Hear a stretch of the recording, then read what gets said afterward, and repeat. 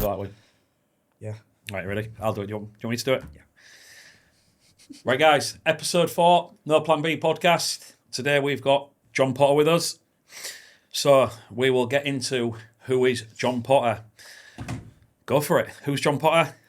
Roundabout, in a nutshell, tattoo artist, studio owner, family man, dad, just run of the mill, just average guy. The reason we're all running around looking like thugs. Yeah.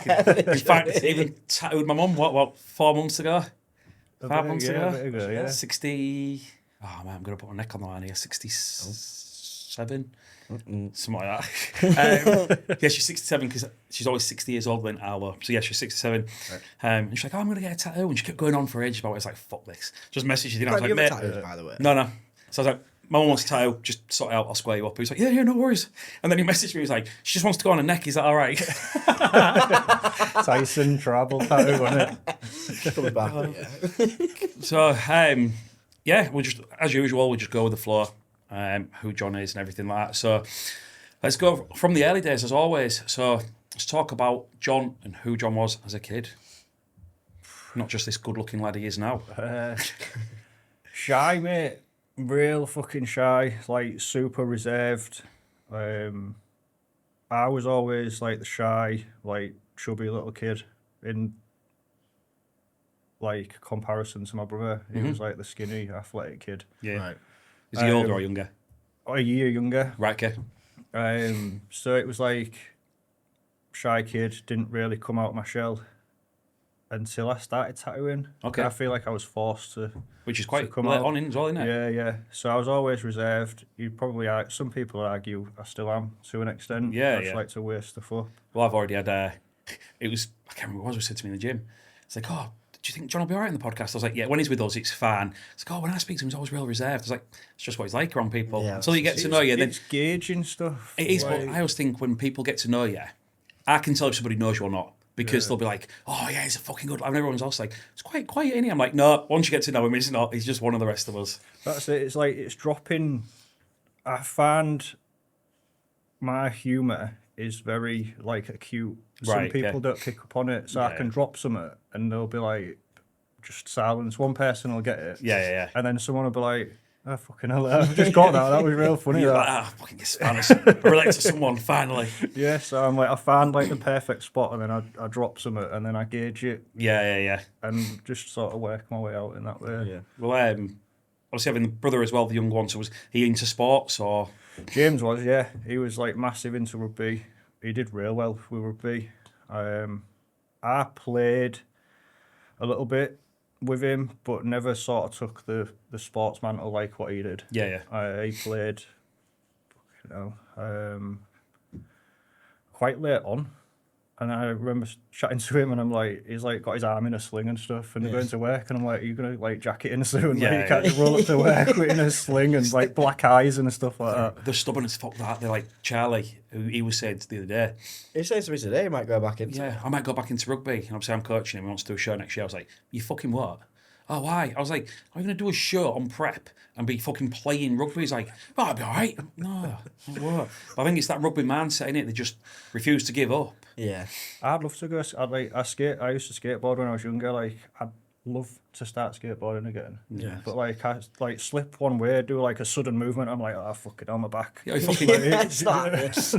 pull my neck fucking laying on a cushion for too long. I can't fucking do anything like that That's nowadays. stiff because I can't move it. I'll be showering and I go, I know, somebody I'm like, oh my God, I didn't think I can go BMXing or trampolining or something. Nearly 40 now. So yeah, he's always been the sporty one. James has. Yeah. You did you sport as younger? Rugby. I did rugby for Long Hill, and then I played for school at Marvel for a bit. I didn't. It wasn't like I didn't mind it. It was just I was a big kid. Yeah. So it was like, yeah, you can go on rugby team. Yeah. This one time, it was like peak of winter. We was playing, come off, game finished, and I remember trying to put my fucking school trousers on. And I was like, my hands was that cold, I couldn't even do my pants up. I had to like try and like buckle my belt up as tight as I could and just like waddle out so my pants didn't fall down. We used to have a teacher who was I mean, to be fair, everyone probably had this or a teacher like this. And you ever noticed in winter, you still have to wear your shorts and your t-shirt to play rugby on the ice. And the teacher will be there in that big fucking high-vis jacket. It's not even that cold. Like, give me your fucking jacket then. They've got like 2 tracksuits Yeah. on, one of them like, Woolly like a manager's jacket or something like that. Right down to the knees. It's not cold. It's not cold, of course. Give me your hat. Fuck off. Yeah, school rugby was always something different, wasn't it? Yeah. But, so, you still get on with your brother now, though? Yeah. Yeah? Yeah, still get on with James. I train with him every now and again. Yeah. Is it taking over? You're the cool one now, though? Yeah. Yeah. Yeah. Look how it's changed, mate. Span round on it. It's like I can't not go to the gym because Yeah. James was always a fit kid. Yeah. That was like me and Sam growing up. Sam was always like I was always the chubby kid as well, and like playing rugby. And then Sam was like this swimmer and football player and stuff. And it's like, now it comes to me for coaching. I'm like, shall I just get him real fat? Yeah. Okay, so I'm the cool one. Yeah, and then retire and just be like, Sorry, mate, I don't coach anymore. No, I'm full. I ain't got any space. Should do that to get your own back on him. Just give your brother like loads of shit tattoos. That's your own fault. It's your own fault for being the cooler brother when we grew up. hard like a little bus stop dick in there somewhere. Have you ever done something like that where you've done a little tattoo, you just wanted to do it wrong on purpose just because? Not on purpose. There was one guy, it's when I had the studio in town, and he was like he was a regular, like familiar guy, and he came in and he wanted like this tree of life on his back. So I was like, Right. you know what, I'll just draw it on for you. Yeah. So I'm like drawing away with Sharpies and that, and I was like, do you want to check that out? And I just drawn this massive dick on his back. And he went over to the mirror and there was just this massive chopper on his back. And it's like, He's not paying any attention on his phone. Yeah, I'll be fine. yeah. Oh, you've said it. Got it on camera. Them branches look good. No, they're veins, mate. So it's got to be like semi-flaccid as well. Everyone's got that preference to the way they draw, haven't they? Yeah, everyone's is different. Sound. So obviously still see your brother now, but let's go into the earlier life sort of. I made some notes as always. Yeah. Obviously growing up with both parents until the age 10, and obviously dad working away, so how much obviously did you see your dad? It was, in the first instance, he did 3 months on, 2 weeks off. It's a long time in there. I think it was. He started out. He was scaffolding at BP for Salt End, Okay. and then he sort of followed that line in. So then eventually made his way into like health and safety sort of arbs. But it was weird because it was sort of like he wasn't around. Mm-hmm. So like then when he got, I mean, I was a kid. Yeah. So he'd come back and be like, "Oh, I've got you this phone." Like Yeah, we yeah, always, me and my brother always had like the latest thing. Yeah. So as a kid, it was like, this is class. Like Yeah. rolling into Yeah, school yeah. with a Samsung D500 and a plug-in speaker. Like, You won't remember that. Man, I don't know. His first phone was probably fucking BlackBerry or something. Yeah, iPhone, so do I. iPhone, yeah. He is did. it? Yeah. Honestly. 2 relics Kids. here, innit? Like 13 years. D500, right, was this, it was like the coolest phone ever. It used to slide up, and you had this square speaker that plugged in the bottom, didn't you? And it used to have like, do you remember DJ Cammy or DJ Rankin music? That used to be on there, didn't it? It was Yeah. You missed the generation, mate. You lot grew up on Really Pink Pony Club. Oh, God, no, I didn't. Oh, God. But yeah, so he used to come on with all the stuff. Yeah, so it was mint. Like he was working away, earning decent whack as far as I'm aware, and then I don't think it really hits you until you get a bit further on in your life where you're like, Need him a little bit more. yeah, like it'd have been nice for him to be around, but then it's one of those. It's that toss up for everyone in it. It's like, at what point do you stop doing what you're doing Yeah. when you're providing for your family? Well, yeah, So exactly. it's that like, Yeah. it's a catch-22 sometimes. It's not the same as isn't what I went through, wasn't it? Like, if I didn't have that mental breakdown, I would still be offshore getting that good money. And I think I can relate to what you're saying quite a lot because, like, Dempsey is 18 months old. She's only ever known Dad always been home. Arlo was 6, and I'd been home for 2 weeks and away for 2 weeks. For the first year of me being offshore, I think I was only home for about 7 weeks out of the year because every time I was home, I was doing something else. So she was the same, loving it, getting all these new toys and stuff. Yeah. But had she been a little bit older, I think she'd start to realise that Dad wasn't there.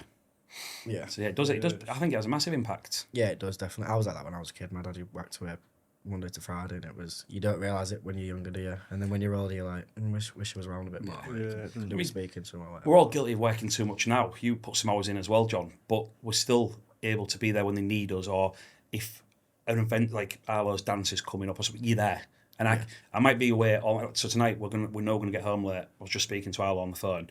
Even though I should be asleep, I know I can go in and give her a kiss goodnight. When you're working away, that doesn't happen. You don't get a chance. Yeah. So there is that balance, but I think when you do it right, it works. It's hard to be working away, isn't it? Yeah. So yes, obviously, and that was up until the age of 10. I think 10. I mean, memory serves me quite shocking. Like I put stuff by the front door and I still forget it. So like, the age might be way off, but Getting in the car with all the car keys. Where the fuck's those car keys gone? It was actually 5. I think it started around 10 because I was still. What age do you leave primary school now? Or About 11, I think. Yeah, so I was still walking from Charter onto Long Hill to go to primary school, and he was away then. So from about 9, 10 maybe, and then he's not stopped since. Still he's had like stints at home, like long stints, but he still goes away as a graft. Yeah, I think it's. How old is he as well? Don't ask me that. It's that generation, though. I guess that's what I'm getting at. 65, I think he was born. They don't stop, do they? Like their job was always to work. It is just to work, and very traditional. Yeah, it's understanding that actually there is that little bit more balance, but it worked back in the day. It's drilled into you, innit? Like back then, it was like you go graft. You the man earns all the money. Yep. I still agree with that. I do still agree with that. I'm not saying by any means. Like, we had Debbie on last, who's a very, very successful businesswoman. Oh, yeah. So I've got no problems with any woman being in business. But at the same time, there's still a place for the old school traditional values. Oh, yeah, 100%. I mean, if you can make it work and the co-party is on board with it, then why not? But, like, I had, like, I think it was a 6 weeks holidays that's just passed, and it's like, I feel like they should split the 6 weeks holidays up. Either split it in half or dot it. Spread it out a bit more. Because like 6 weeks holidays now, in the climate we're in, you need both parties. Yeah. 9 times out of 10, you need both parties to work to be able to afford all of the stuff to live in it. I mean, even like, I've gone on rants before about the school. I don't agree with the school system though. Fortunately, Arlo's in a school which I like how they operate, but I fucking hate the school system. It's like I said to you the other day, when we had school ask us if we wanted to sponsor some kids, like a primary school, for the business. And I said, what we're sponsoring? It's just so the school can get some books for the kids, because it was basically my business partner's nephew and niece. They don't even fucking read. So I was like, well, no, we're not paying that. And I was like, why do schools now need money like that? I didn't realise it was that bad. I don't know how it works, but it's because they're all academies now, aren't they? Yeah, it's fucking... So they don't... I don't know the ins and outs. I don't know how this funding's coming. I just don't like the way. I like the social aspect they get from it. I think it's fucking brilliant, the social side. But like, even Arlo comes home now, she's 7. I just had a parents' evening. A teacher that she's got now is brilliant, actually. And she was saying, Jamie, she could teach herself. She's brilliant, blah, blah. And I'm like, she's brilliant. Also, as she gets older, I see that social, creative side of her getting less and less, because they're just in a classroom, sat in front of a piece of wood, listening to one person talk. And I'm like, she comes home and talks about fucking, I don't know, something about history. And I'm like, what relevance has that got now? I know. I don't get it. It's just bullshit. Fucking God, if I could spend this full podcast going on about it, I just don't enjoy it. It's like what we were saying on the drive here, though, isn't it? It's like, at what point have I used pie? Yeah. I mean, like, I'll eat loads of pie, but the maths equation, mate, like, I'm not using it to work out anything. Yeah. Like, my bills, like, teach them. I mean, at what age is arguable, but, like, teach them how to live. Yeah, well, we was everything else. We was on with Debbie on the last podcast, weren't we?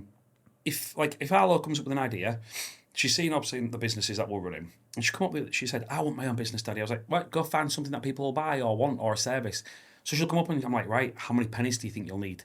So she's like, okay, and she'll go onto Amazon, and she started doing like little paintings for the family. So she worked out how much the canvases was, and I was like, right, okay, so it's going to cost you that much. She said, if you borrow that money off Daddy, how much do you need to sell for? And she genuinely goes away and writes it all down. I don't think she gives a fuck about business. I think it's just because she's doing something that Mummy and Daddy are doing. Yeah. But that's more relevant because when she comes home and she asks me a question about the Greeks and history, I'm like, I had a fucking clue, Arlo. I didn't know at school, so I don't know now. Honestly. And she'll go and ask Gemma something who's a lot more academically smart than me, and she'll ask Gemma something, and even I can see Gemma like struggling. I'm like, she don't know, babe. I ain't a fucking clue. Like, honestly. So I can't wait till when she gets a little bit older, because there's a 7-year age gap in there between Dempsey and Arlo. So as she gets a bit older, Dempsey starts asking me questions like, Arlo, come answer your sister's questions. Like, do a homework with her, please. Yeah. See what you did there. But yeah, so obviously Dad moved out, so I guess there's a lot of close relationship with Mum. Yeah. Yeah. Growing up. Yeah. Yeah. Are we talking when he started working away, or when? Just in general, just in from general. right through, mate. Yeah, like my mum was always like, she was always there. It was like the age-old thing, like she'd be there, pick us up from school, drop us off, and then when we got like to the age where I was going out around town, it was like, oh, if you ever need like picking up, ring me. And it's like, no, I'm gonna walk home for 45 minutes. Yeah, just so you Pissed don't out get out my of head. bed. Yeah. Well, then you get home and they're awake anyway. Yeah. Anyway, I should have just fucking rang them. Yeah. Like, where you been? Yeah. Just walking home. Yeah. It's fun when you're steaming drunk and then you sober up and you're like, I got so many should have memories rang of me my doing mum. that down What that road. if somebody mugs you? Mum, I ain't got money for a taxi. Yeah. I didn't have any money for a taxi. I've walked home. What are they taking off me? my shoes. Yeah. Shoes are stinking. I've got WKD all over them because it's all I used to drink as a kid. It's like licking because everyone wore those Primark. Do you remember? Plimsolls, Plimsolls. yeah. Different Yeah. colours. Yeah. That's all. And you used to get them with your chinos, didn't you, and your Rihanna t-shirt and Yeah. stuff. I used to get the ones with like the what are the things? What are they called? Dungarees. Yeah. No. What's the strap thing that you can put on your chinos? Do you know what I mean? Braces. That's it. Braces. It's not braces hanging off with fucking chinos. Upmarket, you. I don't remember. Do you remember that? I didn't have braces, mate. We I was remember sat I had a V-neck that went down to my belly. Yeah, button. we was talking about that one. I've got a picture somewhere. I'm going to try and find. I'm showing you. Sam, yeah. Me and Sam was real bad for it. Me and Sam used to go go to on the like. gym, like I've got one in. nipples on show and that. What was it? Deja Vu at Asylum. It was like a Deja Vu night or something. And I've got this white River Island top on, and it's like a frilly collar, and it honestly goes like that. And I've got like blonde hair. It's like It's the women's brushed to section one now. side with a little bit of spike to it. I've got my ear pierced with like a diamond earring, and I'm like, oh my god, that is nothing like me now. That was That's what you found a Grindr profile in 2025. everybody was wearing that back in the day. That was all over my MySpace profile and stuff. Oh, yeah, man. That was yeah. You missed an era. You missed an I era. Sounds Do like you I remember didn't. Pixar website? Sounds like I didn't. Yeah, it sounds like it didn't. Yeah, Pixar was good, wasn't It it? was wild, that. It's literally just a website. Do you remember Pixar? Do you not remember? You used to be able to make your own website, and it was Pixar site. Right. And it was literally just, you just put pictures all over it. Uh. There was nothing to it whatsoever. It was like a photo book online. There was no balance to it, or it was class. nah. There That was sounds one of good me to and my mates, Sam, we started this thing called the Restrainer at school. And it was literally like me and Sam. I think we recruited like a couple of other kids, and we'd like hunt people down at dinner time, and everyone had just grabbed one person would have the phone, Yeah. and then the rest of you would grab someone, and you'd just pull the face in whatever direction you could, and then you'd snap a photo, and then that'd get uploaded onto Pixar, and it was Restrainer. And once you'd been restrained, you joined in. You Yeah. was in the crew, so it got to a point where there was like 20 of us walking one around. person. Everyone was like, "Oh no, Here come the they're coming," restrainers. yeah. Like their own theme tune on the playground and stuff. Business planning from day dot. That is quite funny, that actually. One of the team. Yeah. So, obviously, what was school like then? So you mentioned about school there. School. I just like I was saying on the driver, yeah, like I didn't go to school in year 7. So I sort of like slid in year 8 into Marvel, and I knew kids from primary, so I knew like you could argue like the not so popular kids, there was a popular kids. Yeah. And I just sort of like just bounced between the two. I never was like really like super popular, like In with the click or anything. yeah, on like the it way just on wasn't my bag. Like I went to school, didn't necessarily enjoy it, but it was sort of like it was quite a nice sort of place to be. Like I didn't have like you didn't get fucking bullied, but at the same time like you didn't have this like stature to Pressure. to be a certain sort of way. Yeah. But I was always like, my handwriting was always quite neat as a kid. So I was always like, if we was like twagging like out of class, it was like, right, signing John, you need the toilet note writing right now. Yeah. Get it sorted, and we'd just bounce around, and we'd be like, there you go. Class. I Mint. Yeah, I remember that. Do you remember that feeling of when you was at school and you had a fallout with someone, and the anxiety of going back to school on the Monday, like, like the knowing worst there's anxiety ever. there's going to be some fallout or some anger, like, Yeah. oh, where am I going to fit in? And then you get to like, You look at each other across the playground. 13, 14, and you're like, actually, I don't give a fuck. Yeah, I what think was I that got all to like about? year 10 and I was like, I just don't care. No. If I don't speak to anyone today, I'll be fine. Yeah. I was barely at school.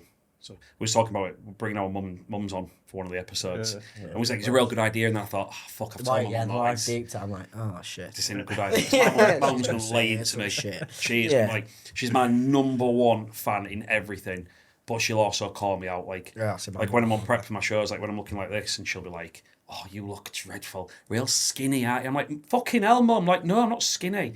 "Oh, you look awful like this." I'm like, "Yep, sound, love you too, mum." There's no filter, is there? Nah. And like, my mum was like that. So like years ago when I worked with a guy and we did like a photo shoot and stuff, and I'd sort of like trimmed right down, like Yeah, lost yeah, a bunch of weight, and my mum would always be like, Are you all right? Because obviously, like, what had happened in my past, Yeah, which yeah. we'll get into, but like, she'd be like, Are you all right? I'm like, yeah. Like, I'm being active Yeah, and yeah, I'm like tracking my food. Like, More alright than ever. yeah. But if I was 65 stone, you wouldn't be like, oh, John, you're looking a bit chubby. Do Oh, know? you look well. So fat then. Yeah. If anybody says you look well, I put a bit on, have I? I get it all the time, don't I? When I put a bit of size back on, I get a chubby face straight away, and everyone's Yeah. like, "Oh, you're bulking again." I'm aware I've put some weight on. Yes, I'm I aware. need to do a disclaimer as well, because Yeah. our first episode, Jay looked very plump compared to now. Well, first episode, I was like, I was doing some editing the other day and I looked and I was like, fucking hell, Jay, like, it was on 60. bulk then. 60. I think I've dropped 61 pound. Yeah. So Wow. it's 'cause I've got the photo shoot in 3 weeks, and so I've got the JH photo shoot, and then Nailing it. just pick back up from there. Yeah. Compete next year again. Yeah, man. Until then, it's time to get shredded. Yeah. We'll get one of those overlays of me just on the podcast on the reel. Just a snippet. Yeah, Just just- like, And then a link to my OnlyFans. like everybody else nowadays. Everyone's getting an OnlyFans now, aren't they? Yeah, no. Yeah, just getting. I don't know if they'll zoom in that much for an OnlyFans. it's Waste of more money. like- I didn't know this them was. new iPhones have got some good Yeah, new they'll need features. Yeah. it's more like you'd do an OnlyFans and you'd be like, I know them tattoos. That's the problem, isn't You know, it? like, That's it, you innit? could cut my head off and Yeah. people are like, that's John. I've Yeah. got. That's- I'm going to tattoos on my ass. I could moon everyone. If that's, is there a market for that? Market. Probably a Somewhere- market for somewhere, ours. yeah. Gotta be. I'm not shaving it. I do that for my shows, and it just gets real itchy. When it's growing back, it just gets real itchy. So Like the stubbles and Yeah. stuff. Fuck that. I'll tell you what. There's a general laugh at this, but Happy Rash cream. you know if you're in a solid relationship, and the bodybuilders will relate to this, when you're getting ready for a show and your lass is shaving your ass. You stood in the shower, bent over, she's there just in your ass crack, just shaving it all out. Trying I'm to like, fart. I'm like, so this is what marriage is, eh? Yeah, I guess so. Well, recently there's a lady that's working in my studio in one of the rooms, and she's like predominantly like waxing, like beauty sort of stuff. And I only recently found out at what position you've got to be in to have like a back sack and crack. It's stirrups, isn't it? No, it's on all fours, bent over. There's nothing more like deflating as a man than being in. That's vulnerable, that, isn't it? Like, Sorry, what? all fours. Oh, No, when did you fuck get here? that. Fuck that. When you make eye contact. What, from underneath? Yeah. Like, do you know what I mean? You want that How much? So I'll make it real casual. So, how's your Tuesday? Got anyone else in after me? How's the kids? Been busy. Oh, that's fucking brilliant. Wow, is it safe for women? Yeah. Yeah, so I was thinking about it up until that point. I mean, I've got more questions there as well. Like, do I have to hold my own stuff out the way for a little bit? Like, whilst you're... I'm like, oh, it's not that big, by the way. I'm over exaggerating. it's a car jack. Yeah. Like, Hurry up, love. Oh, my arms are shaking, it's that heavy. Oh, nice. Yeah, you don't think about these things, actually, do you? I How guess did so. you find that out? You just ask. So you had. anyway, I've never had it done. Yeah, it itches when it comes back through. Like. just ask it. John's like, pop it. I'll be out for your tattoo in a minute, love. Walks out the room. Right, so what we're tattooing? We'll do it stood up today. Oh, that's fucking brilliant. Wow. So, yes, that was school. Obviously, growing up into the teens, everything's still the same as early days of school. So I sort of say that for me, from age like 13, that's when I really started to find myself and get into like a comfortable point in life. Before that, I was always trying to fit in with something. Yeah. I'd say so, yeah. I think like 13, got into skateboarding. Mm-hmm. It was sort of like, I can remember was I in the car? And my dad had bought Limp Bizkit Chocolate Starfish. Yes. And it was just like, that was just like what I'd been waiting for. And it was like, this is me. Yeah. So like skateboarding, like metal music, like new metal, whatever you want to call it, like pop punky sort of stuff. And then where I lived on Charter, there was just a bunch of us. There was like 10 of us that lived on the estate, and we all skated. Yeah. And it was mint because you just spend your days just rolling around in this new build estate, smooth paths and stuff like that. When we grew up, it was quite popular skateboarding and rollerblading and stuff back then, wasn't it? Like, it's not like it is. I mean, kids don't play out these days, but it was really big in like the noughties, wasn't it? Yeah. I used to love skating. I used to go skate parks all the time. You ever go to that skate? Is it Skatopia or something like that? No, it's like a big fuck off indoor skate No, park. I've done Rock City. Rock City's Yeah, the main that's one. Yeah. That's what it's called. On our Skatopia. fault. Is that what it's called? Skatopia. Oh no, I'm thinking of the one in Driftfield. Yeah, no, Rock But City. that's what I was on about. Yeah. Rock City was like the place to go back in Yeah, the day, yeah. wasn't it? Yeah, it was good. So yeah, I did like a fair bit of skating, and that was it. It was like, I can remember like being a bit of a mosher, you know, like baggy jeans, Yeah, I had like Vans Yeah. trainers or like bulky Osiris trainers, Yeah. like shopping at that skate shop at Top Top Decker Dick Pretty Pretty Key, Key. Yeah, that was the. That's where I got my. I know, first or second pair of Bernie jeans. Was it Bernie's? Bernie's, yeah. Bernie's, they was fucked. They're The coming back in, stripes aren't down they? the side, yeah. If you see, like, they're coming back in for women's fashion, I'm Yeah. like, well, I think I'll be liking them. Do you remember? You won't know Bernie's. Well, we'll show you all this in the car on the way home. thank you. When you're in your booster seat. That's very yours today, though. Bernie's was expensive though, weren't they? Yeah. My mum got them from. In fact, no, my first pair was from near your unit, Clothes Factor, and I think there was about £30. My mum, bless her, didn't have any money, but she saved up and got me them, and they was just cool as fuck. Yeah, and then you get it and it'd be like,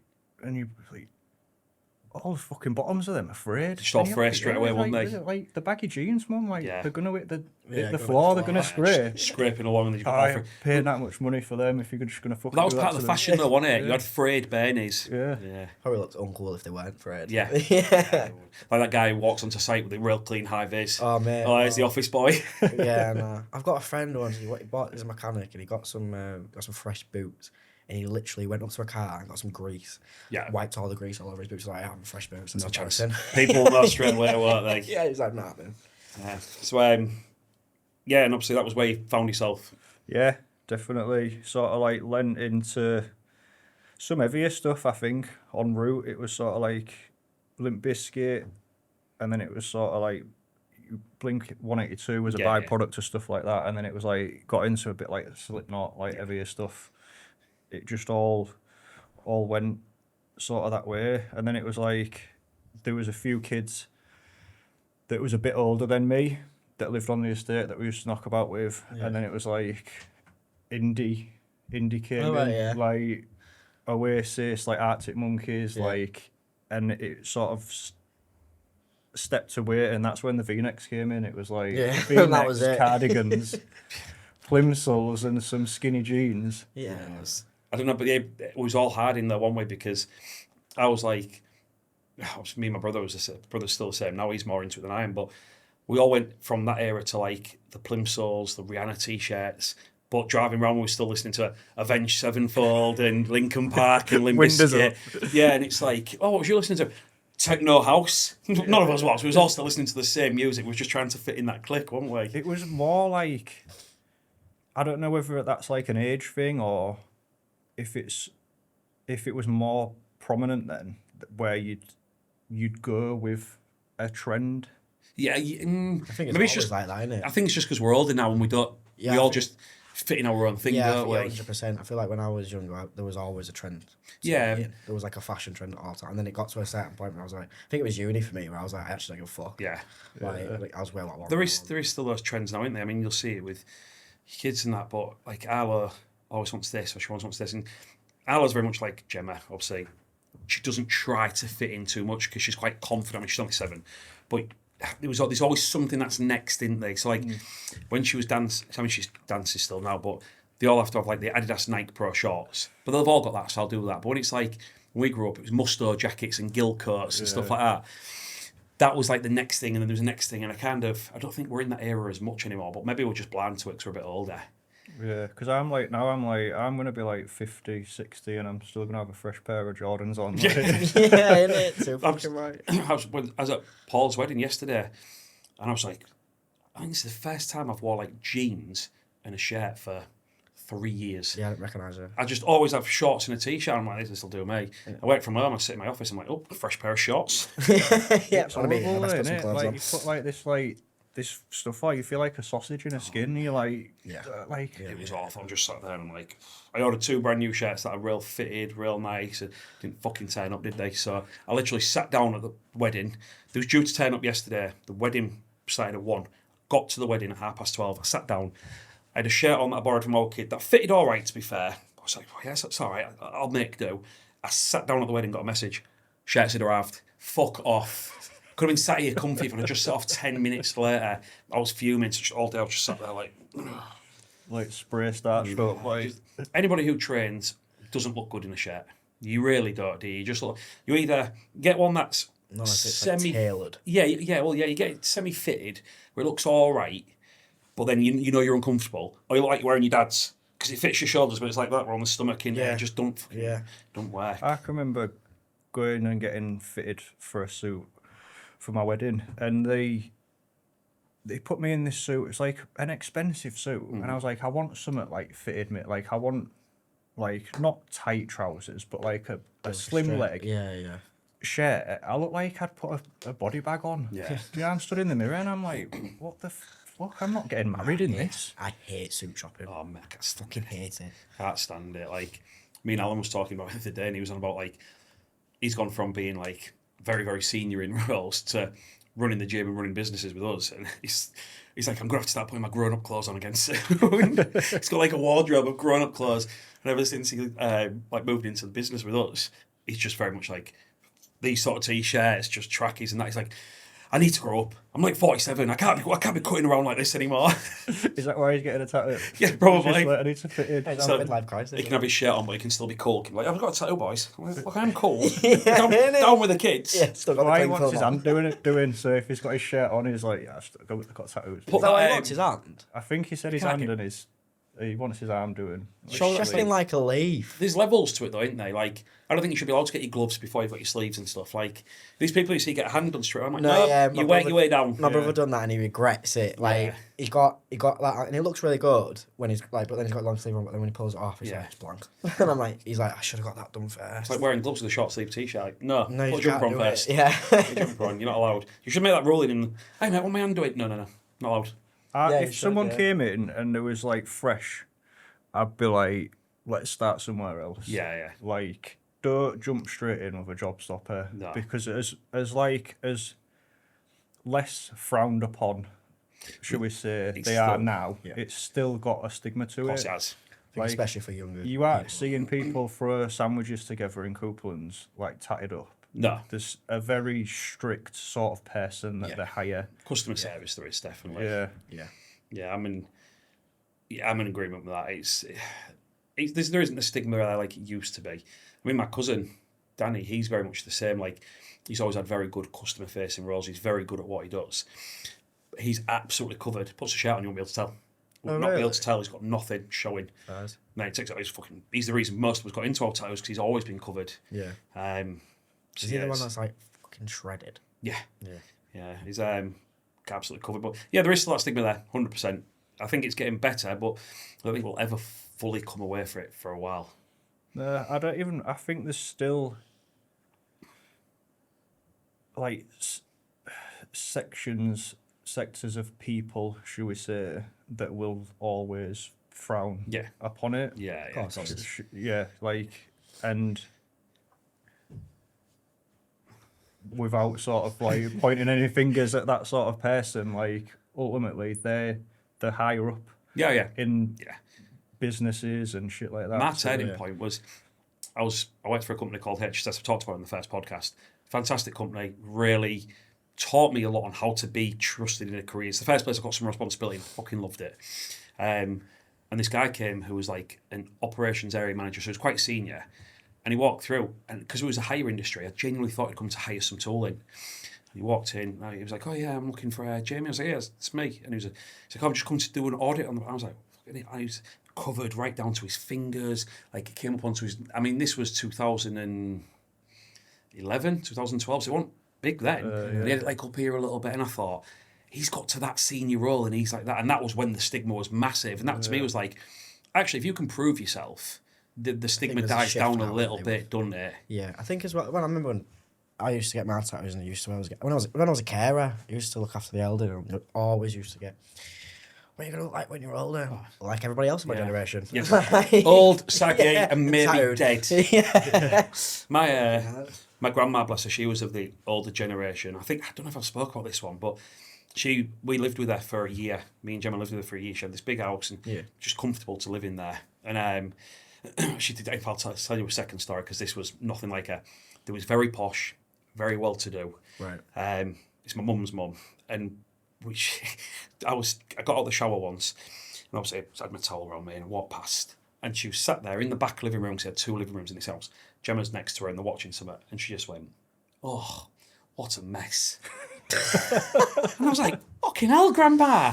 She went, "All them tattoos." And I went, "Gemma's covered in them." And she just went, "Hairs are lovely." Of course they are. What the fuck is going on here? But that's that generation, a lot older, didn't understand it. Nobody had it. And if you did, it was like either a prison tattoo or it was a needle in it. Like, do you know what I mean? But funny story, it's kind of not unrelated, but this was proper shocker for me. Right. So, as I say, she must have been in her 70s at this point. Never really worked her life because my granddad was director at BP and stuff like that. She was very much the old school. We said she raised the kids. Gemma comes through. I'm in the front living room watching telly. Gemma comes through crying with laughter. And I was like, "What's up with you?" And she's like, and I was like, "What's the matter?" And it turned out, right, they'd been watching Jeremy Kyle. And did you see that time when a girl went and sucked off a load of lads to win a free holiday? And it turns out the holiday was the name of a shot and that's all she won. So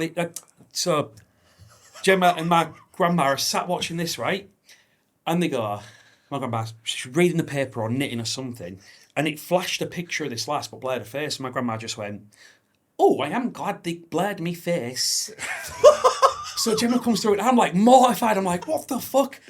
So whilst my grandma must have known Gemma's come through to tell me, Gemma's sat on my knee on this chair whilst I'm watching telly, and I'm like shocked, not knowing what's. I was like, "My family don't talk about that stuff." Like, what's? Grandma comes through and she goes, "Well, your grandma's still got it," and shuffled out of the room. And I was fucking crying with laughter. And I just thought, that was where I realised there is a generational gap, but sometimes just there's the crossover, isn't there? Yeah. But you're like, fuck it, honestly, it was hilarious. And I told my mum that story because my mum didn't know. Obviously, my mum, it's her mum. And so it's been like, we've been a very close family.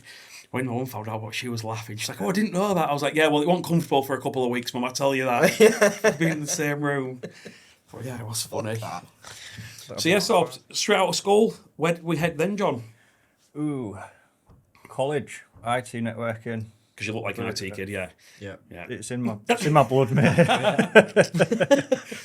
You tried turning it on and off. Yeah, dropkick it. Nah, still not let by another one. What made you go for that? So I was like massively is an overstatement. I was quite into like just computers. Like I could do everything on a computer, and it was like the hardware side that I was interested in. Mm-hmm. But at that point when I left, it was the pivotal point on like YouTube. You'd find I need to replace my CD-ROM drive. Or floppy disk drive, if you know what a floppy disk is. It's that little save icon in there. And you could go on YouTube, watch a tutorial, and just do it. Yeah. So it wasn't obsolete, but it was less required, should we say? Yeah. So the next best thing was networking, and it was level 2 was just a shit show, really. It didn't sort of serve any purpose. Like I got some BTECs from it. Level 3 was, it was Cisco, so it was like the main back in like the day, it was a big networking. one, wasn't it? Yeah, so we had an exam every single week. We'd study a topic, and then the beginning of the next week or the end of that week, you'd do an exam on it, Right. which would then all go into like a bucket for this final exam. Like an which would, overall sort of. and it got to a point where I was like, you'd be in like a lesson for like an hour and a half talking about IP addresses, subnet masks, like getting fucking routers to ping each other, like diagnosing them and stuff. And then you come out and there'd be people talking to me about IP addresses, subnet masks. And I'm like, go away, mate. We're in college. Like, there's like hairdressing over there. There's like, Let's go fingering. and the exams, and it was like I passed them all, but it was like there was one week where GTA 4 came out, and I scraped that exam, and everyone was like, what's that? What's your grade about? Like, and I was like, GTA came out. Like, I'm not been doing all night. I'm not revising. Like, I'm tearing it up. I'm like shooting hookers and stuff. I Like, feel like I've been waiting 6 years for number 6. It's not coming out, is it? but then it was like, and then at the end of that, the end of level 3, I got to a point, and it was the tutor that we had, and he was like, there's people on level 4. So basically, we had to go for a final exam, which was in Wakefield or something like that. Sounds It was far, like, isn't yeah. So it was like, there's people on level 4 trying to pass level 3 still. Right. But they've enrolled and they're doing the course and stuff like that. And I was like, if there's people that are that into it, that they've gone on to level 4 and they're still trying to pass level 3, Yeah. No point. no point. I'll get the BTECs and stuff from it, or the little like SARD qualifications from it. But I was like, I'm not wasting your time. I'm not wasting my time. Yeah, so right. And then dipped out when it finished. I was like, I out going because I know that I might have passed it, but I wasn't going to do anything with it after that. Yeah, so it's just pointless. A big incentive back then was the money, like the money in networking back then. I don't know what it's like now. I imagine it's even more with the way the world's gone. Yeah. But it was like starting 35 grand a year in the UK. It was like, But like mega I reckon since then it's come down. I don't think I was going it's to say, I that think it's a bit oversaturated. Yeah, I think massively. I think Yeah. because like I reckon if you went into an entry level IT role now, like you're talking, like let's say first level support, minimum wage, and then as you get into networking, it maybe creeps up a little bit at the 30s, 35 maximum, but we just outsource everything, don't we? Yeah, I suppose it's all remote, isn't it? Yeah, now of course it's it is. like, my computer's not working. Yeah. So there you go. It's back You're on. ringing so easy to get onto somebody else's computer as well, isn't it? Oh, yeah, Just just override remote it, it, and it's- right. yeah. Yeah, so we went into IT, and then so that wasn't for you. So Asda, Yeah. Asda, yeah. Yeah, mate. Class. Like straight into another role that was made for me. Yeah. Sorry. What did you do at Asda? Delivering food. I Home want that. delivery. To be fair, that's it all was right. cushy. Yeah. So like, I think I did. What did I do? Maybe like 6 months. Yeah, 6 to 8 months there. I really enjoyed it then. It was min. big pension coming. I'm gonna Sit tight on this one, lads. Go down 60, mate. I went into that. It was decent because you like back then it was from Kingswood, and you covered all the way. That Kingswood store covered all the way out to Farley. So some shifts it'd be like, right, I've got all these like coastal drops, Yeah, and nice it was drops. mint. Like, Yeah, it's nice travel there. and then you get back, and then if you was working past 10 o'clock, I think you got something. It was mad like 10 or 15 quid an hour back then. And Any social sort of element, innit? Unsociable hours. And it was ace. I can remember my first couple of shifts. So there was like, right, you had to top the van up with fuel before you took it back. Right. You weren't supposed to leave it on reserve Right. for the next person to get into. Yeah, in case you need to Second rush off. or third shift, I gets in this van. I've loaded the van up, and he's like, gets in, switches it on. Some fucking knobs left it on reserve. So I come out, the home delivery bit was on. You know, you're going up towards that Minging roundabout on Kingswood. Yeah. You got the back of Asda. Yeah. So I came out there fuming, went to Asda to fill up because you just filled up and then bounced. Yeah. So I was seething and I slung it around this roundabout and I just heard all this crashing in the back of my van. I was like, oh no. No. So I get fills up, pulls over, and I goes in the back and there's Lenore fabric softener just everywhere. And this Smelled van, delightful. it smelt banging. And it smelt banging for 6 months. Like, that was like my trademark. I'm not like the wet bandits from Home Alone. It's just like smashing fabric conditioner everywhere. Oh, that's fucking brilliant. Nah, mate, I've had a driving job. I loved it. I loved the little driving job. You just go and do your own thing, don't you? Yeah, it's quite solitary and it's nice. The worst thing was delivering over tea time and someone would open the door and you'd be like, is that Lasagna? You got lasagna? Any going free? Or, no? do you mind if I Just start doing loads of hints like we was talking about in the car. Got lasagna? Yeah, I've not had my tea yet. I'm starving. Say lasagna. I like lasagna. Yeah, like your kid does when you're eating something. Yeah. Oh, I like Maltesers, Daddy. Do you? Should have fucking bought some, shouldn't you, mate? Get a job, you little freeloader. I went that before my little brother, my youngest little brother. Like, I think I was eating chicken nuggets before. He's like, I like chicken nuggets. I was like, cool. I like them as well. Fuck off. Dempsey's the opposite. I don't give a fuck. Dempsey can't talk yet, but she makes it clear that she likes it. Literally stands there. There you go, walks off, and when she's finished, she turns around as if I'm coming back. Yeah. Already got something ready. Like the little enforcer. There's a chip. Should go away. Control room. Walking off, I'll be back soon, Dad. Let's collect payment number 2. Arlo always does it as well. I know your kids shouldn't swear, but it's always funny sometimes. And like when Dempsey's in a mood, Arlo always do this. Like there's this little reel, and Arlo goes, "I'm so fucking scared of her," because she just walks around like real angry. Have you seen it? Arlo does it to me all the time. I'm like, yeah, it's like when you're all just sat there like trying don't make eye contact with you. Yeah. She's in the mood. Just storms in, stares like, "Look, who am I picking a fight with today?" No one's reacting. It's like when a wasp's coming, you just gotta sit still. Yeah, interesting. She said the other day she had a mad one in the morning.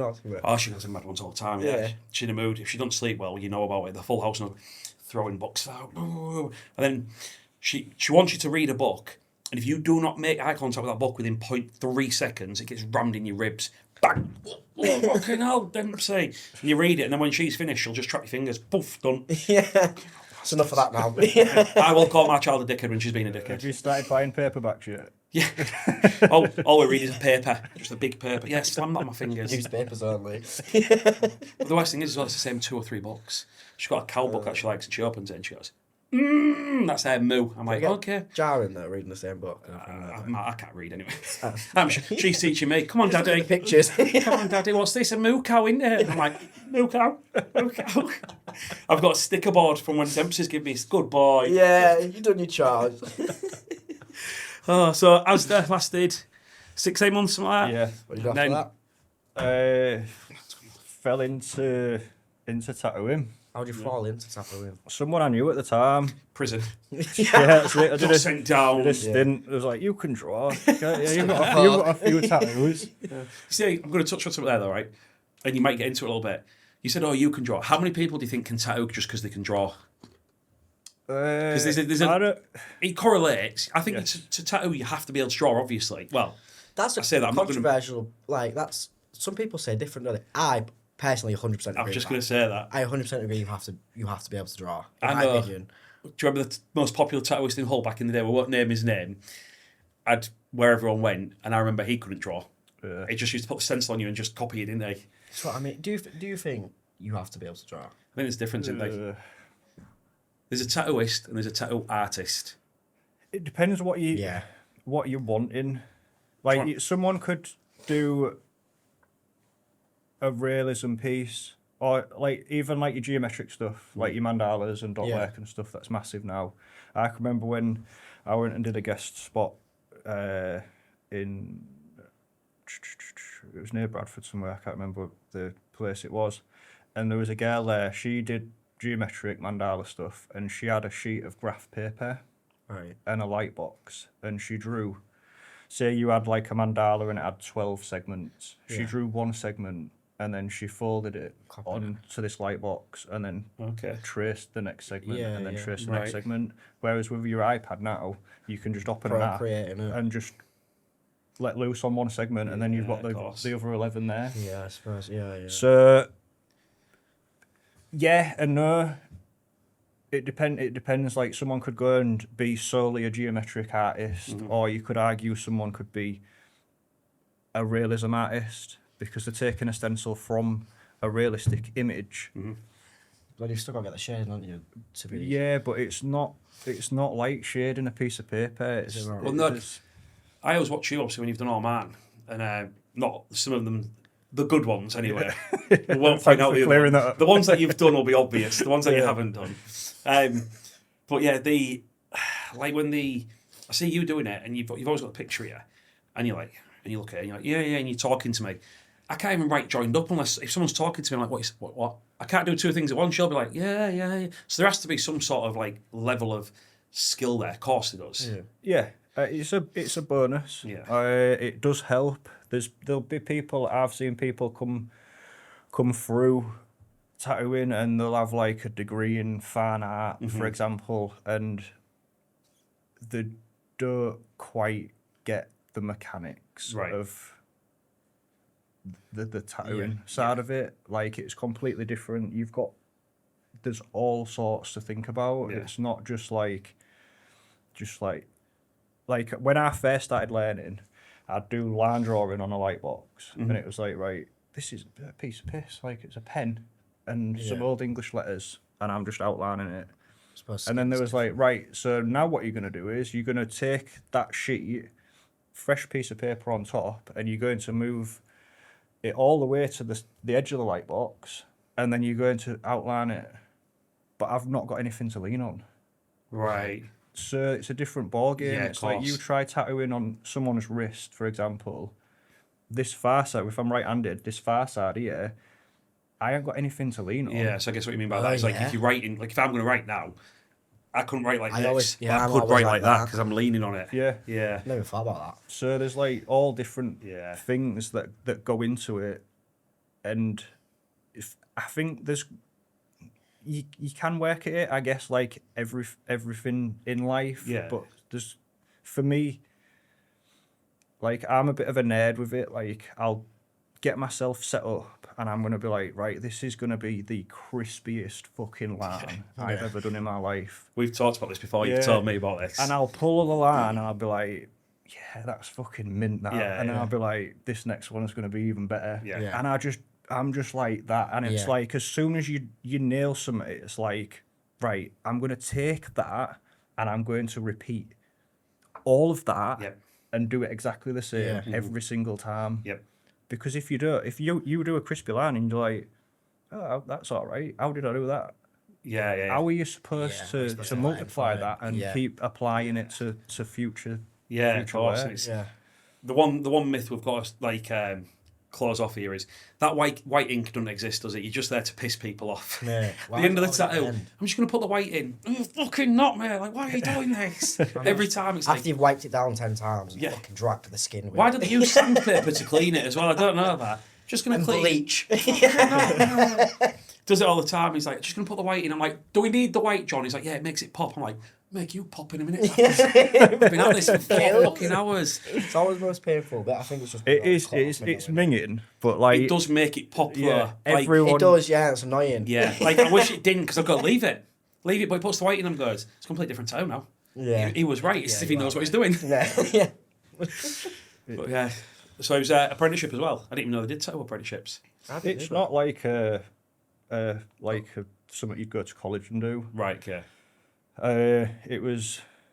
Tattooing was really, like, gate kept. Mm-hmm. Again, the stigma, wasn't it? Yeah, like, you couldn't just, like, roll into somewhere with, like... I mean, there's people, like, fucking charging people astronomical amounts of money now to teach them how to tattoo in 2 weeks. But we'd be here all night if I started talking about that. But, like, you didn't really know how to get into it. It was like I can remember getting tattooed and I'd be like, oh, like I wouldn't mind doing it. And then now I'm like, a lot of people say that to me, Mm-hmm. and I Yeah. said exactly the same thing. Yeah. So it was like an apprenticeship. It was fucking rough, like in comparison to what apprentices go through nowadays. Like It's a lot of hard work and underpaying it. I didn't get paid out. I didn't Yes, get paid yeah. nothing. Yeah. And I had to clean skating boards. Not I don't clean a skating board at home, like, but like clean skating boards. I can remember having to take out. Back then, it was obviously all flash, so it was just flash racks. So I had to Right. take out each individual sheet of flash Yeah. and then clean the inside Yeah. of the flash racks. Do you remember flash racks? For the Yeah, all just the where they sides. used to go in. There's like a flipboard for posters. yeah. Clean That all was them, massive. wipe the laminated flash sheet down, stick it back in. Fucking hell. Like Bad that. mental, In mental what part stuff. did you learn tattooing? So I don't even tattoo, mate. He just Still cleaning clean the it. skateboards. Well, that's how it should be. And I know, again, generations change, generations shift, but you should always work your way up to that seniority level. In like, I don't believe in hierarchy. I've discussed this before. There is no hierarchy in anything. Like, No. people get paid a little bit more because their decisions may have a bigger impact on the outcome. But when it comes to like the idea of getting to some place, and the reason I say it is obviously I come out of school into the army, and these corporals who I thought was being dickheads to me, one of them had only gone through what I went through 4 years ago, 5 years ago. So it's like, why is he being a dickhead? It's like, actually, he's been there. Don't get me wrong, there was somewhere that was just over the top just because they wanted the power of it. But it's kind of like, actually, there's always a reason for it. And if you're willing to clean the skating boards and do this, then you should be able to get the niceness. But actually, you have to do all the foundation work Got to first. prove yourself, haven't you? Yeah. It's a basic like thing, Yeah. like within tattooing. Well, it's Like, not nowadays, though, is it? Well, in no, in all, like- all industries, people go to uni and think they should be like operations manager or head of finance, and it's like, no, mate, do the fucking basics first. Change the ink in the printer, make the cups of tea, like, Yeah. Yeah. understand the foundations. And it's not. It's like the hygiene side of it, like cleaning skating boards, cleaning like racks and stuff. Like, yeah, it probably wasn't as hygienic as what it is now, but it's also set me up to be like, right, it's going to be hygienic as fuck. Yeah.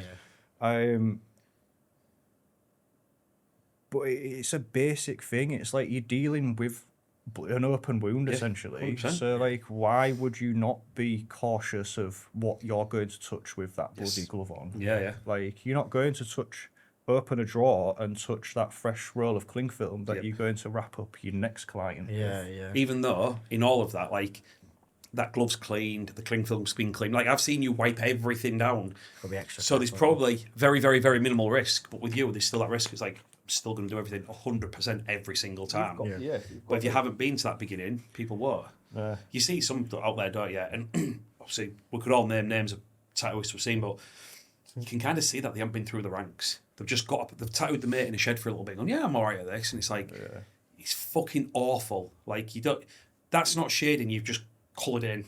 You've coloured in the skin. But going on to that as well, my brother won't mind me saying it. He's got quite severe eczema sometimes, so I know you've tattooed him, and like it's understanding different skin types because my skin tattoos quite well. Sam, within 20 minutes, is just pissing out blood all the time, innit? So you're forever wiping it, and Oh, is that what happened? he's It can do, yeah. yeah, he If can the be skin's quite- affected. Like, I had a client last week, and I was prepping his arm for prepping it, like shaved it, and you rub it.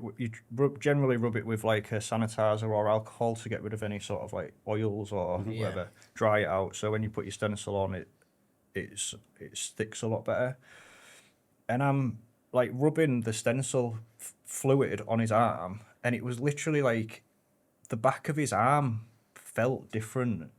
Like, and I was like, "Have Different you got?" skin. Yeah, like it was weird, and it was like, do you know, like sometimes like you see some people's arms and they don't wash the back of them, so they've got like some pimples and stuff Yeah, on that. Yeah. And I thought, oh, maybe it's just that. But then I had a closer look at it, and I was like, have you got any skin conditions? And he was like, it was either eczema or psoriasis, but you could not even see it. right. No, yeah. So it was purely by feeling the skin. Could tell. you can tell the difference Shows in the how good build-up. you are, though. 'cause Yeah, without experience. Yeah, I was going to say a lot That's of it, people and would people have are just like, stuck a stencil on it, Yeah. blazed over it, and they'd Yeah. have been like, "Oh my god, it's bleeding so much, Yeah, the ink's yeah, not going in," and and that it's goes like, back to the uneducation. doesn't Yes, it? exactly. I haven't gone through the ranks of it all. Yeah. Well, I know one thing as well. I'm sure you've got a couple of wins under your belt, haven't you, as well? Some conventions you've been to and stuff. I did one. So it was always, I mean, back. I imagine you struggle to go to these as well because you're not, as you say, you're not a flamboyant person, are you? You're not really, you don't like to put yourself out there. No, like I'll do them. Yeah, yeah. I enjoy them. It's finding the pros from it because there's so many artists now. Yeah. People 9 times out of 10 aren't going to travel 2, 3, 6 hours across the country because there's someone round the corner that can do a similar style or whatever. Yeah, nice. It's a work. I look at it as like a working holiday. Yeah, yeah. Like you don't really make fat cash on them like what you used to. Like you're talking anywhere from like 400 to 600 quid just to work the show. Yep. Oh. Then you've got your accommodation. Then you've food. Yeah. Whatever else. So Realistically, you're it's like a grand deep by the end of the weekend. Yeah. So if you're doing 2 days, I'm at a loss. Yeah. Yeah. And then you could be like, well, I can just write off against my tax. And it's like, I'd rather just have more money in my pocket. Well, I was Yeah, saying this with the tax as well. Like, you know, when people say, "Oh, it's tax write off." Yeah, it is. Or I could just pay the tax and put the rest in my pocket. Do you know what I mean? Like, people go, "Oh, it's tax write off." Yeah, I'm saving 20% tax. All right, so on a grand, if I just give taxman 200 quid, I'll put 800 in my pocket. Yeah. Sometimes you sit there and I'm like, don't really work like that. It's not like it's all free money. Like, they spend like there's ways, obviously, but Yeah. it's that statement everyone uses. I'm like, no, don't really work like that, man. No. Still gonna pay me tax. Yeah, I wish it was like that. Man. But yeah, I did one. It was a convention in Southampton. I entered this lower leg into, I think it was best large colour. And I'd left the fucking room when they announced the winner of it. Ugh. So I didn't even get that buzz of like, Of knowing. I just walked back into the room and they was like, "Oh yeah, John, you've won an award." And I was like, "Oh, Thanks. sound like that's the best." Nice one. Well, let's pack up and get going. It probably suited me down to a T because I was just like, "Cheers, mate, see you in a bit." You would have just scored on there and scored up with your huddle. Yeah. And then one of the big things for me was like having a proper spread in a magazine. Like ever since like, I mean, tattoo magazines aren't really a thing anymore, but that was like one of my goals was to sort of like drive towards that. Like whether it did anything for me or not, it was a personal goal of mine. Yeah, of You have course. to set some to dirty do. business. So like I set out on. It was Skin Deep, and then they had a sister magazine called Skin Shots, and they just randomly sent me a magazine through with one of my images in from a tattoo convention or that I'd worked. And I was like, oh, fucking buzzing. Like, Yeah. So every sort of like piece that I took a photo of, I sent it in. Yeah. And I kept getting like these magazines sent, and there was images in these magazines. And I was like, just out like, I talked to the editor every now and again.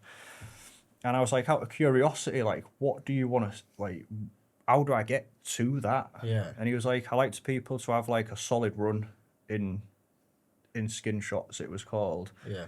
And then we sort of like assess after a while. And I think I'd spent like about a year and a half with a minimum of 2 pieces in a month, every month in these magazines. And it was just sort of like, and then it came round, it was like, right, let's do a thingy. class. Because back then it was like new school tattoos was massive. Like, I ain't tattooed new school for a long time. Yeah. So like all my stuff had like a signature rose with it. It was all very bold, like bright stuff. So it was like, if I'm doing a tattoo, back then it was like, I want people to be like, John did that. Yeah. Without even seeing it on social media or anything, and just being like, that's John John's Pot. work. Yeah. And there was that drive for that. So I put my spin on everything, so it stood out from everybody else's. And then that was very much it. I think the article was called Petal to the Metal, like a play on like the rose sort of thing. So that was like a big personal win for me. Yeah. That when you hit them as well, you kind of get that warm feeling that people talk about. You're like, fucking hell, I did it. Yeah, Like, You know what I mean? Like going That's into when you reflect WH on it. Smith and like seeing your name on the front of a Yeah, magazine. yeah. you It's start like, to back yourself a little bit, don't you? Yeah. You're like, Yeah. I'm all right at this, actually. yeah, it's better than like seeing it on Old Daily Mail and it's like 7 years inside. Like, How do you deal with them then? So say if you set yourself a goal like that, like you set your magazine goal, after you've reached that, and that's great, everyone's always after more, aren't they? Yeah. How do you then deal with, right, what's next? Or are you not that sort of person where you aiming for the next thing? it's hard. I think there's sort of like, it's hard to have something. I mean, you could argue like I'd want to go to conventions and win more rewards or whatever, but like for me, it boils down to it's not outside of that anymore. Like that was my personal goal. That's what I wanted to do. Like, and winning an award was banging, but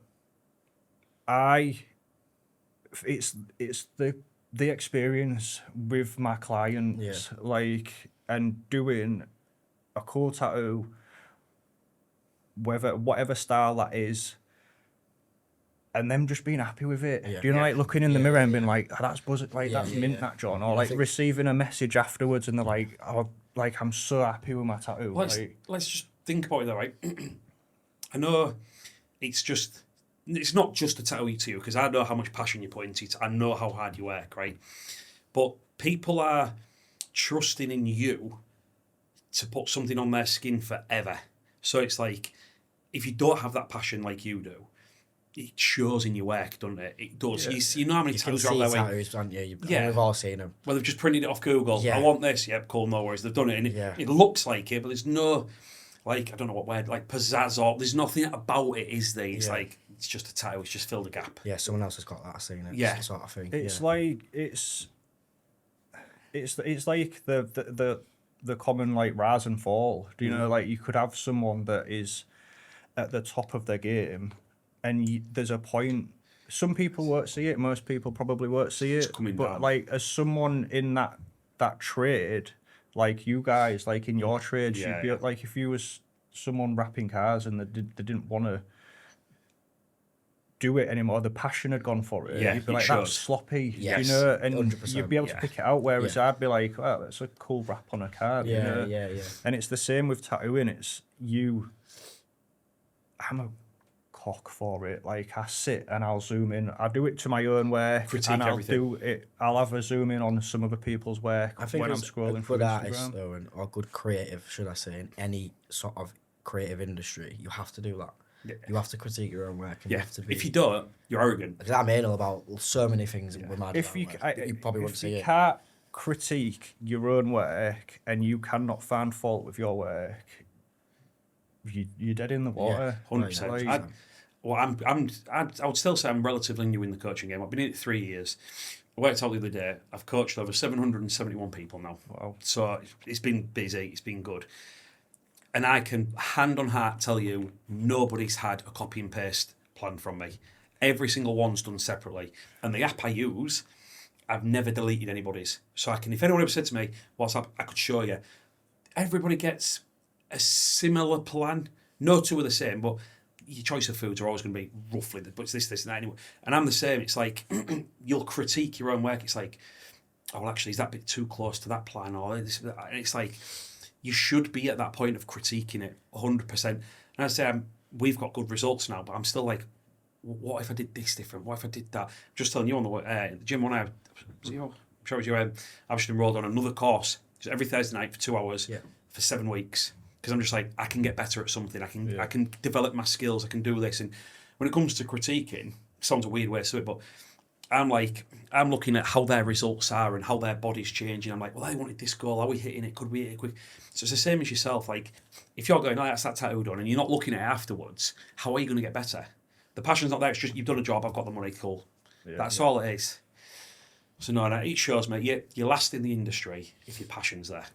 Do you know what I mean? It's like, I haven't got out to fall back on. Do you know what I mean? Like, Your good looks. You got your good looks. Yeah, like spicy content. But like, I've got OnlyFans. tag team. But like, this is me. This is what I'm doing until I'm like seized up in a 45-degree angle. Like, Yeah. do you know? And it's you've just got to. I've still got passion for it. Yeah. Do you know? I still get up in the morning and I'm like fucking buzzing. Looking forward Like, to yeah, like it's something different. Like, and doing different styles. Like some days I'll have like geometric dot work in, the next day I'll have some colour stuff in. Like today I did like a full upper arm, or like coloured some of a full upper arm in like bright bold colours. Tomorrow I've got some black and grey stuff and some geometric, and it's like every day is different. And I do enjoy it. Like that passion is still there, and it. You prefer doing different things? Because I see a lot of artists are like traditional artists, geometric, and they'll stick to that one thing, which works for them. Do I want Lass's name on my app? Do I want Lass's name, man? I want Love It on my knuckles. When I first started, predominantly lent towards like colour, purely because it was blowing up. Like it was massive. Like American Artists was like smashing out some epic stuff, and then you had it, and then it was coming over. A guy called Matt, who was in Hessel as well. He like pioneered new school in Hull. He brought it to Hull. Like it was tremendous. Yeah. Like it was epic. But that sort of like, so I lent into that, and then like I'd work a tattoo convention. I met a guy at Liverpool Tattoo Convention called Duncan, who does insane black and grey realism. Yeah. And then I started to generate like this like passion for enjoying the other processes. Like it's a completely different way of tattooing black and grey or dot work to relearning, isn't it? Doing like solid colour, like, and colour blending and stuff like that.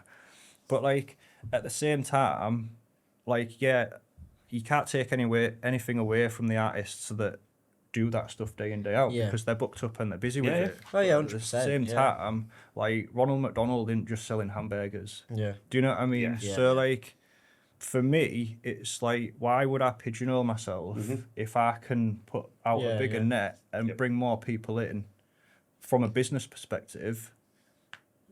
Yeah, it's the right thing and capitalise on that. Yeah, 100%. But people don't, do they? People go like, I'm really good at this, stick with this.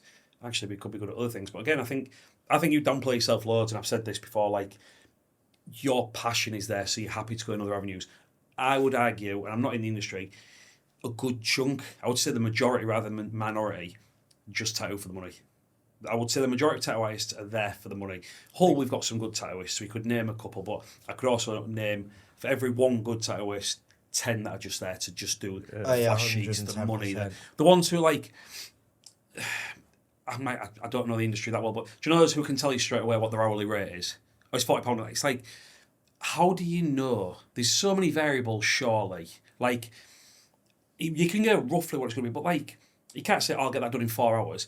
It's going to be roughly 4 hours, but we'll see how we get on.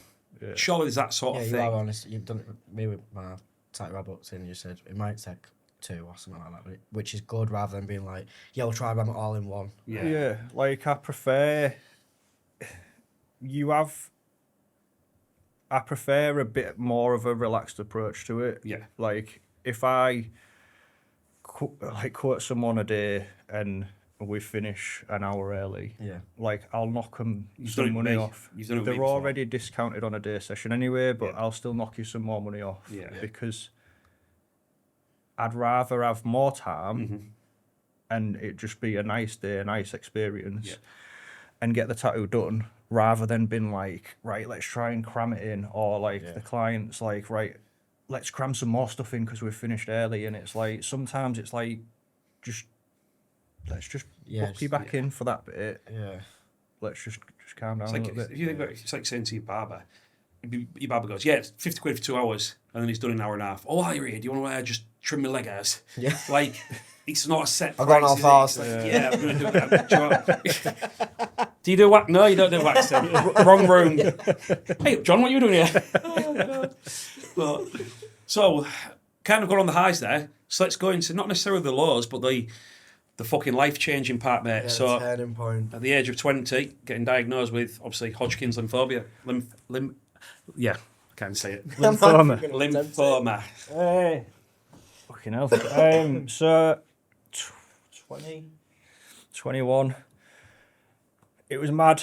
I spent early 20s partying Yeah. like any sort of young 20-year-old, I guess. And it was a series of symptoms that you would not put together. What, like? So I'd just come. My dad used to live and work in Thailand, so I'd just come back from Thailand, which one of the things that it might have been would have been quite wild, but I didn't dabble in anything like that whilst I was there. But What do you mean? What do you mean, John? So I came back. I had one of the symptoms was night sweats. Okay. So I was like, I had an explanation for everything. Right. So it's like night sweats. So I was like climate, like changing climate, coming back. Itchy legs, fabric conditioner. My mum's changed the fabric conditioner. What was the other one? A cough. My stepdad at the time had a chest infection. Had some antibiotics. I did the same, got antibiotics, and it seemed to clear up. Right. And then I lost 2 stone in 2 months, or a month and a half, 2 months. I wasn't doing anything. Like, I was partying on weekends. I wasn't eating much on the weekends, but I was still troughing a family-sized bag of chocolate buttons, non-stop. So I was kind of like, well, then that partying makes up for the weight loss. That sort of explains that. And then it was one of my lymph nodes bumped up here. So I don't know, I can't remember how I stumbled across it, but I was like, fucking hell, I've got a lump here. Yeah. And then I think most people do it nowadays. It's like, right, WebMD or whatever it is, bang, bang, bang. Let's self-diagnose. ChatGPT nowadays. Well, yeah, that's it. And then it was like, you've either got Hodgkin's lymphoma, TB, or AIDS. And I was like, I didn't do anything in Thailand, so... I don't think I did. I don't know if anyone went inside me, but, I know it's not that, so worst case scenario, we're looking at one of these two. Mm-hmm. And I went into doctors, I was like, right, here's all the symptoms I've put in online. What a weird series of symptoms. Mm-hmm. And it's come back with this. Right. So I was literally sent for a chest X-ray within 2 days, I think it was, when the hospital was on Salthouse Road. Yes. And then from there, it was CT scan. Daunting them, aren't they, CT scans? It's wild, yeah. They still use it CT where they put your arms up in the air. The CT one is a bit more roomy. Is it? You couldn't swing a cat about in MRI, there. MRI, yeah. The MRIs. Yeah. CT close. CT scan, and then I had a PET scan where they inject you with some weird thing that lights up basically when they scan you, so they can see where all the something like an internet UV or something in it, scan you and see shit. So then there was that, and then I had an MRI as well. It came back that it was obviously there. They did a biopsy on that, so they cut some of that out. Yeah. And then it came back. There was obviously that, and then I had one in my chest, which you obviously couldn't see because it's under everything. And then the result, they got us in. It was rapid, the turnaround, the amount of scans that I had, and then to actually sitting them down, and there was it is Hodgkin's lymphoma. Did you know what that was at that point, or did it hit you, or? I didn't. I think I knew that it was cancer. Right. I was sat there with my mum. She was crying. I was like, I'll join in as well. You do. And when they explained it, it was basically there was no explanation for it. I could have smoked a sleeve of cigs a day, right, and got wrecked out my teeth every weekend, and it would not have made a difference. It was just I think it was the red blood cells. So they like multiply, don't they? Yeah, But they yeah. like sort of keep going. So to get that red blood count up, they just keep going, but then they stop. Whereas mine didn't. Just Mine keep just going, kept don't they? going, and then it caused. Then the tumours was made, and then it just kept getting worse and Well, so worse. essentially, like, no matter what, that was going to happen anyway. Yeah, Fucking hell. pretty much. Do you think it's a random? It's a bit of a strange question, but looking back now, are you happy it happened when it did? Because I imagine when you're a bit younger, you're a bit more naive to it.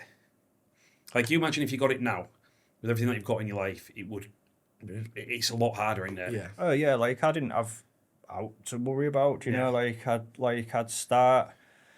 started my chemo, and it was basically you had it was 6 months worth of chemo. You had chemo, and then a week later, no, every 2 weeks. So my first week, I felt like a smashed crab. But then the second week, I felt banging. Right. But it was weird because, like, my mum always used to be like you were proper, like, moody cunt, Yeah. you know what I Yeah. mean? Like, and I was like, there's nothing wrong with me. I'm absolutely fine. Yeah. But then when I started the chemo, like, I'd have that first week of feeling dog-tatted. Yeah. And then that second week, I'd be like, I actually feel like me again. Yeah, Like, yeah. it was weird. Yeah. Like, I didn't realise that there was something Wrong. creeping or like Yeah, something yeah, wrong with yeah. me. So it fucking hit hard then. So did it hit straight away? Did you understand straight away when they said that cancer word? Was it like, or does it take a little bit of time, like, I don't know, you're brushing your teeth and you go, oh fuck, like in a week's time, or does it hit straight away, or did it never truly hit? I don't think it ever hit. No. No, like it was. I think when you're that age, there's that. You're still a bit carefree, aren't you? I Course you think are, depending yeah. on what you've got going on in your life, and stuff like that, you are quite carefree. Like I'd have my chemo, and then that week after, I'd be out doing bits. Like I'd be like not partying, but like I'd busy, be like yeah, drinking and yeah. and doing stuff, and it's like I don't think that it ever truly sank in. Right. Like my mum used to be like, if you ever want to come and have a cry, or and I'm Yeah. like, why the fuck would I want to come and have a cry? Like, Yeah, it's yeah. not going to speed anything up. No, but then I do think there's a stress there as well. I do think there is that time, like, I think some people do bury it too much. Maybe not in your instance. Maybe your instance, you just didn't, the weight never hit, and look, we're thankful that it never did. Yeah. But there is that time when I say it because I maybe speak for myself. Like, I was in a bad place for a long time before I actually admitted it and just fucking broke down. So like, luckily, thankfully, it didn't happen to you. But it's like some people do need to just fucking accept that you're allowed to be sad. You're allowed to fucking realize that life is turned upside down. So like for yourself, it just maybe didn't hit at that point. And maybe I don't know how to explain it, but I'm a big believer in. Do you know when they say about? I said this to my parents when they retired. I said, you've been busy all of your life. Don't stop. Because I do believe you hear those people who stop and then pass away within a year. Yeah. So like maybe that helped you get through it, of like not truly accepting it. Because some people are like, oh, I've got this. Oh, and actually just getting through it maybe mentally put you in a good place. A lot of people use it as an excuse as well. Don't Yeah. Yeah, I think like because the more courses of chemo that I had, it like each course, like dose or whatever you want to call it, everything amplified that first week. So the first ever course of it that I had, that week one, was all right. Mm-hmm. Like there was some symptoms, like one of the like bags of drugs that they like put on the drip was bright red. So like it was like I had sunburn and I was real warm the next day. Right. So there was little bits like that. Right. But then the further it got in, it was wild. Like it was built up of 4 drugs. It was ABVD, the treatment it was called. And after each bag, they'd flush my line, so that, like the cannula in my hand or wherever it was. Yeah. But I could taste the saline solution. Right. So I got to a point where I was like, can you stop flushing my line? Yeah. Because it makes me feel sick. Right. And it just made no sense. It's like, how am I tasting it? It's in my that's weird, it's in my veins. Yeah. And this one time they'd forgot to do it, and it was like far on, maybe like 6, 7 treatments in, and she flushed my line and put the red the red one on, and I was like, I need to go. I need to go to the bathroom. Yeah.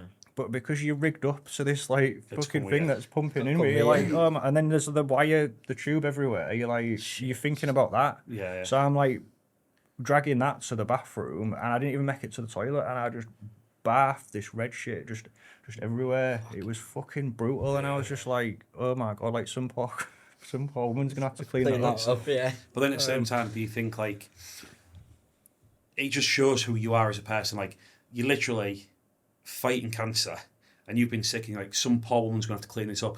That poor woman's just cleaning sick up. She's not fighting cancer. Like that She's woman will be feeling like, sorry for you. fucking this poor bastard. Like, Yeah. I hope everything goes all right for him. And you're there like, I'm sorry I've been sick, as you like on death's door.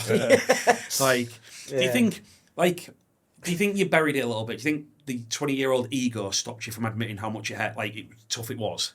Oh yeah, Yeah. 1,000%. Like it was just I think it goes back to like what we discussed earlier on as well. Like you just get on with shit. Like I know that that's like a completely different like example, but like what else are you gonna do? Yeah, You know, not everyone's like that, are they? No, so Not a lot of like people have that mindset, don't they? No, It's like, I do, and I do. Like I know you well enough. I've known you years now. I know that is how you just operate. That's just what you do. But like, I don't know if you're downplaying it a little bit just because you was younger. But like, it's a fucking life changing experience. Like big one. It's you like fought extreme. cancer. It's I don't know if again. Did you have anybody around you could speak to, or would you not have anyway? Like I know now straight. If you went through that, we would be speaking regularly. Yeah. We've spoke about things when I was suffering a lot. We've spoke. So like.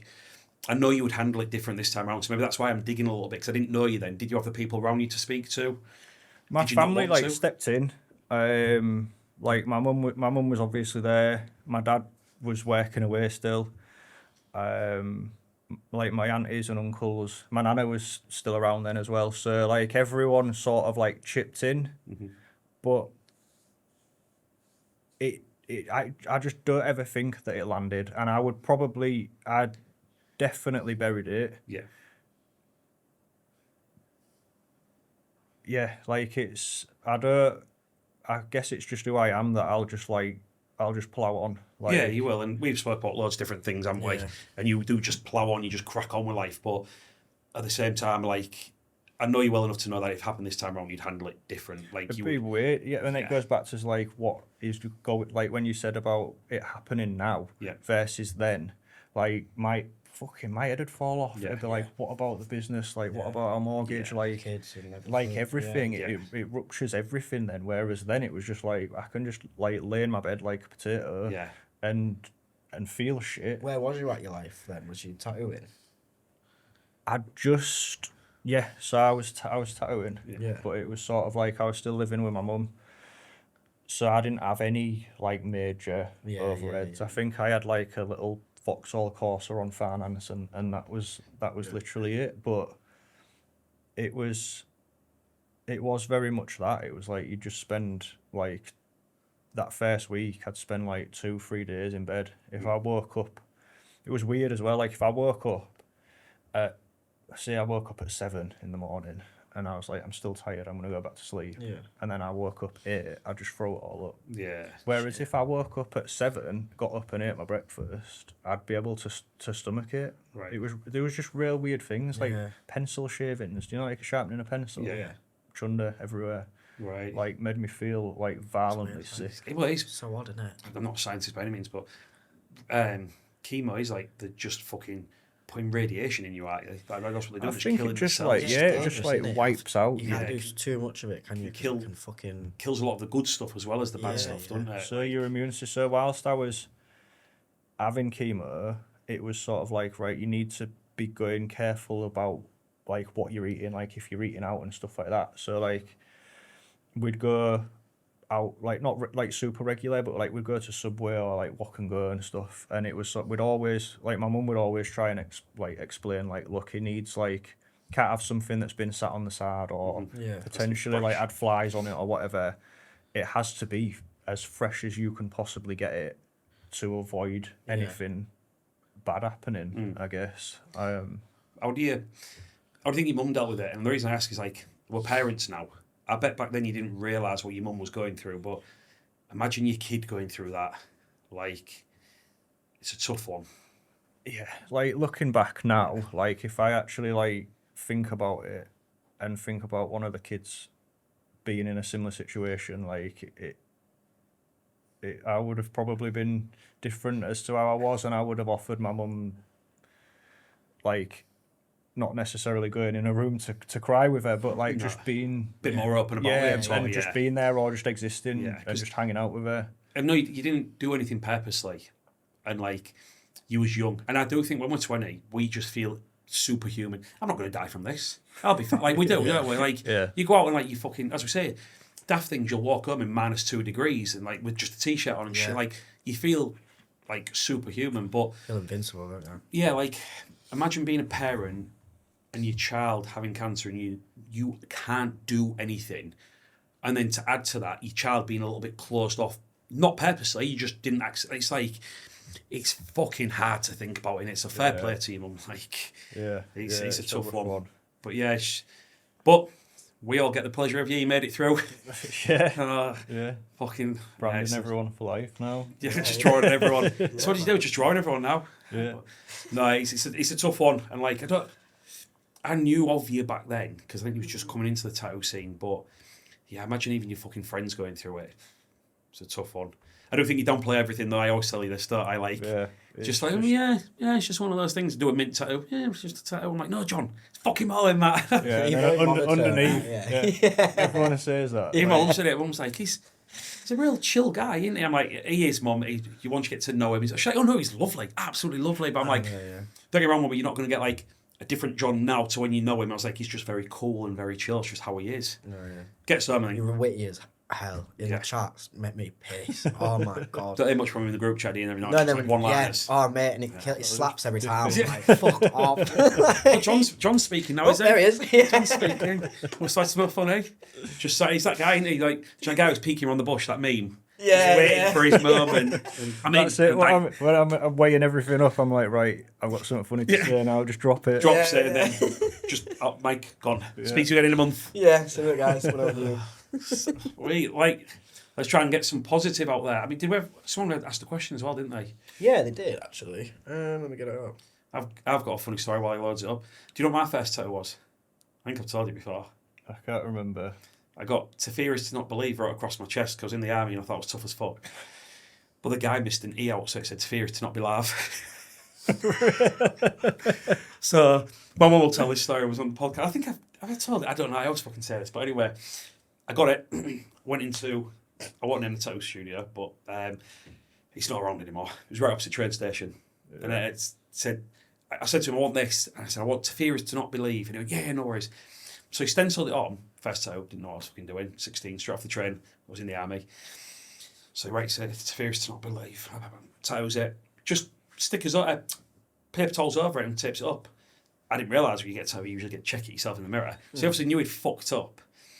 Mum picked me up from town. I said, just so you know, I've got a tattoo. And she went, well, you're not under my roof anymore, you're in the army. I said, that was the rule, so that's fine. What have you got? Took it off when I got home. She went, what does that say? And I went, "To fear is to not believe." Obviously, she went, they've spelt it wrong. I went, yeah, of course they have. She went, Jimmy, they've fucking spelt it wrong. Just said, "To fear is to not be live." Missed an E out. Still there? No, so I went fucking the same day. I rang the tattoo studio. He wasn't answering. So we drove to the tattoo studio. My brother took me because Sam was driving. Yeah. About an hour later, and it was closed. And I thought, yeah, this cunt's closed up. He fucking knows what he's done wrong. Yeah. So I went to another tattoo studio around the corner, and he went, I can fix that. And what he did is he managed to make the I into an E and then squeezed an I in so it fit. But about 6 months later, I just got it covered with roses. Oh, it was the fucking first tattoo. "To fear is to not be live" right across. And instead of going this way like they normally do, he went this way for some reason. Oh, fucking brilliant. Yeah, man. Someone asked, if you could tattoo any person in the world that's famous, alive or dead, who would it be and why? Pick your brain that. I have to extend this one. Where am I? Bonnie Blue. Why? Just to put her down. A great personality. I'd quite like to spend some time with The Rock, Dwayne Johnson. I think he's just like a like some of the I want to stuff see how that big he actually is. like super like humble, like just inspirational sort of like he was like a right friendly guy, didn't he? Yeah. just to like and I mean probably anyone from like wrestling. I think like they're probably the people that I would be like really starstruck by. Yeah. Do you know like The Rock, Stone Cold Steve Austin, Yeah. like Attitude Era? Yeah. Like I it still was watch them, massive. Like so, yeah, probably The Rock or Stone Cold. Like Class. it'd just be sick just to like. What wrestling was about? Did you watch wrestling on YouTube? No, I want to into it. Name your favourite wrestler, was it The Rock? Jeff Hardy. Oh, Have you seen them? Yeah. Have you seen them AI videos recently? There's fucking loads, mate. Yeah, thingy wrestling. What's it called? What's that one you sent me? What's it called? That guy in a wheelchair. Stephen You Hawkins. seen the one with Stephen Hawkins? Yeah, that's real. There was a video of the Queen coming off the ladders. The chair straight onto Stephen Hawkins. I thought, who the fuck has made this? Like, I think the biggest legacy for the person who made wrestling what it is, it's got to be Mankind. Yeah. it's still about, isn't it? Yeah. WWE? Yeah. Have you watched the documentary on Vince McMahon? Yeah. Very Wow. interesting. Oh, Wow. mate, watch Yeah. it. What's Very that? interesting guy on Netflix. I think it's 3 parts. Yes. Oh, love he's the such a documentary. businessman. Fucking love Like, the I mean, don't get me wrong, he's the older generation where they're a bit touchy, but he's fucking very, very clever businessman. Is he? Yeah. Really interesting. Oh, what's that? I had a question about. What's the one tattoo you won't do? What was one style? There must be something. One style, like portraits, family members, like realist. I'll do like a realistic flower, like skull. But like actual portraits of a family member or someone famous. Like there's just like Yeah, there's 'cause it no could be margin at all. Perfect to the picture, Yeah. but a million better that don't look like him. Yeah, you Solid put like text, the innit? white Yeah. spot in the eye in the wrong place, and it looked like he's had 15 Stella. Yeah, Like, of course.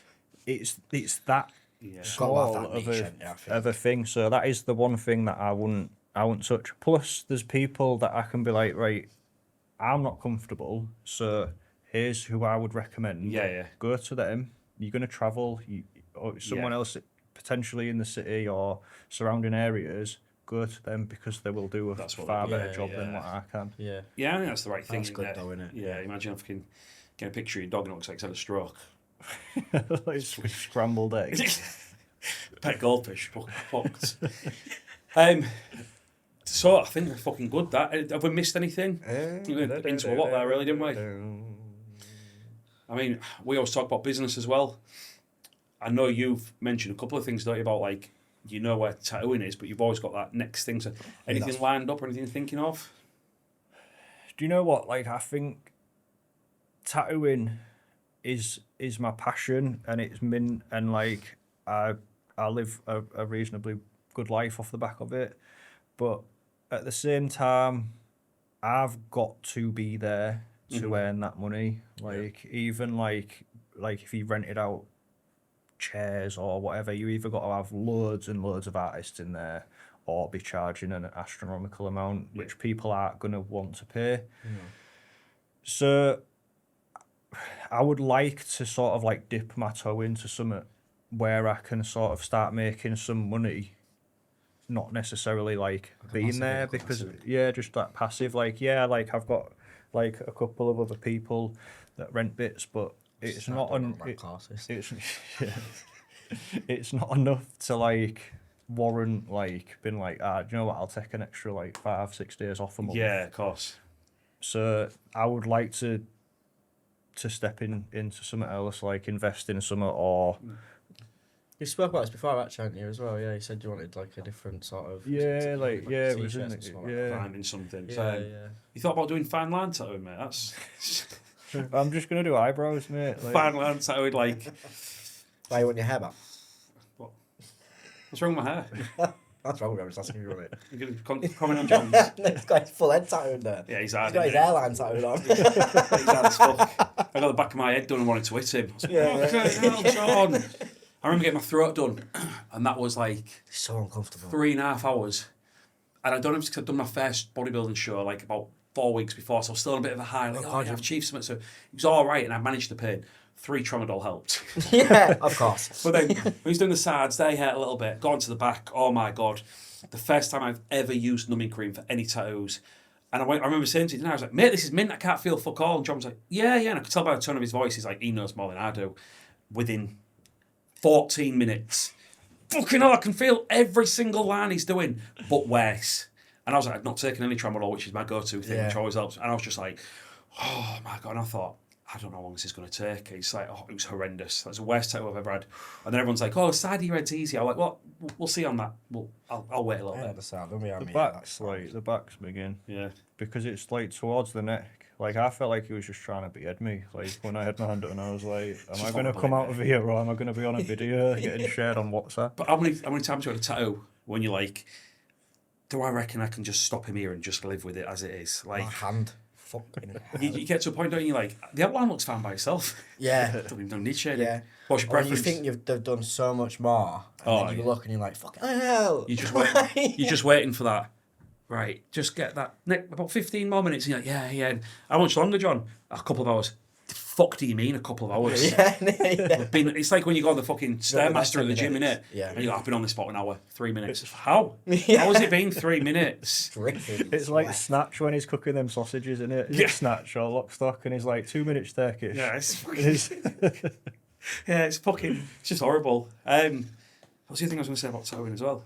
What would you say? Preference, like lining or shading? Oh, yeah, what was I your was going to say. Yeah, what was your preference? Would you rather shading or the outline when you're getting it done to you?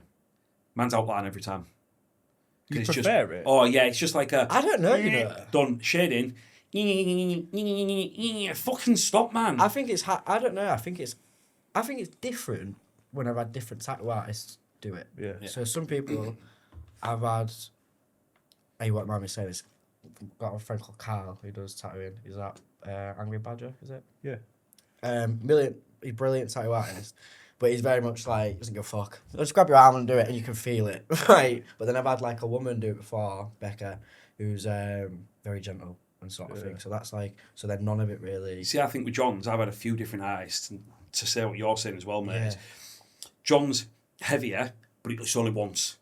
Yeah. So like your line work is, and would very, very rarely you'll go over that again. Yeah. Others I've had like, and they're doing it like 3 times. That's sore as fuck now. Yeah, just yeah. go a little bit deeper. I don't know what the fucking technique is, but your line work is just like, as you say, it's always crisp. It's like, done, on to the next one, done. I've had some where it's like, you can see him going over a thin line multiple times. I'm like, something's not right here. Yeah, that's like You sketchy, just isn't get it and get out, and I apply it to all things in life. I'm quick on the job. Never had an unhappy customer though, have you, mate? No. Sweet. I don't think we had any other questions come through. And I want to ask though, what would you say to somebody? Because I feel like, I mean, we're not going to go over it, but we've touched over it slightly about these online courses and stuff. Would you still say to people, like, for getting into the tattoo industry, start from the beginning, you know, getting in there from your experience?